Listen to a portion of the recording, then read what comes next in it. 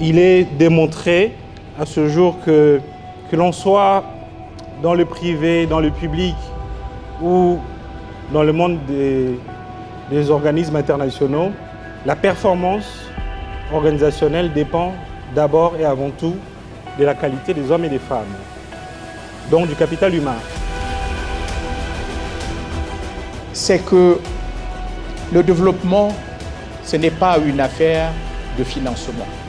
Les pays qui arrivent à bâtir des administrations compétentes, des administrations où le mérite prime, des administrations qui fonctionnent selon des valeurs éthiques, des administrations où il y a peu de corruption, sont les pays qui attirent le plus de financement.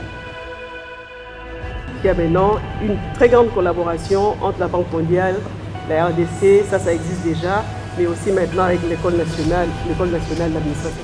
Nous saluons cette collaboration unique avec l'école nationale d'administration de la RDC.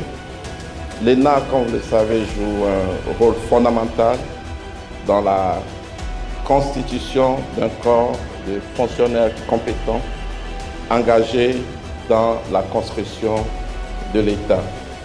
Les projets du gouvernement financés par les partenaires techniques et financiers recherchent ou sont conçus avant tout pour répondre à un besoin.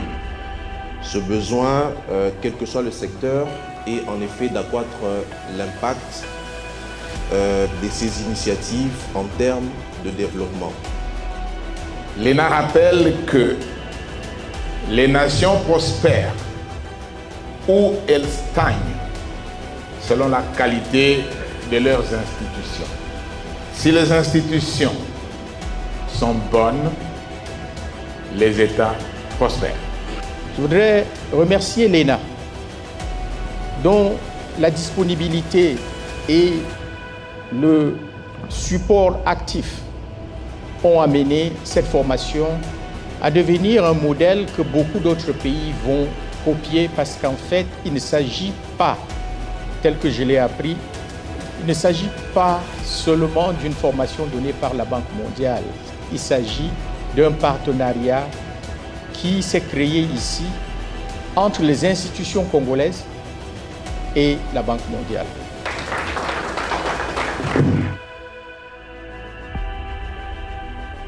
L'ENA a pour mission, entre autres, le renforcement des capacités institutionnelles, les capacités de l'État. C'est l'une des leçons qui ressort, c'est que le renforcement des capacités est au centre de tout.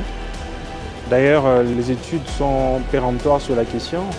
Quand vous mettez $1 sur les infrastructures physiques et $1 sur le renforcement des capacités, donc la formation du capital humain, c'est plus rentable à long terme de former les hommes que d'investir directement dans le route. Et je me réjouis de constater que cette conviction est désormais partagée, aussi bien par la Banque mondiale que par le gouvernement, qui a été représenté ici par la CSPP, que, pour reprendre Jean Bodin, il n'est de richesse que d'homme, que c'est l'homme au centre du développement économique et social des pays.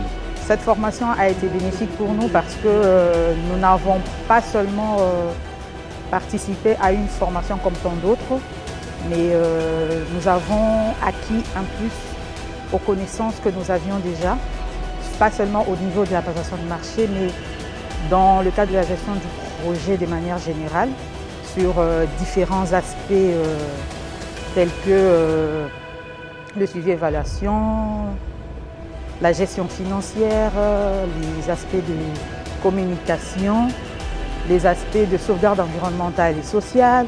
Il y a plusieurs aspects qui ont été relevés, qui nous ont permis non seulement de nous focaliser sur ce que nous faisons déjà, par exemple, en tant que spécialistes en passation des marchés, mais aussi d'apprendre de ce que nos autres collègues au sein du projet font. Nous espérons que c'est le début d'un partenariat de très long terme pour que, au lieu d'avoir des cohortes de formation avec un nombre énormément important, certes, mais dans les centaines, nous voulons plutôt passer de 100 à 1000, de 1000 à 10 000 et au-delà. Mon évaluation globale de cette formation, en tout cas sur 10, je dirais 9,5 sur 10. Je salue cette formation et j'estime que c'est des initiatives comme ça, comme d'ailleurs les directeurs aux opérations de la Banque mondiale a encouragé le gouvernement, ça doit être des mécanismes comme ça pérennes qui doivent être mis en place. Ça doit être des formations organisées à une haute fréquence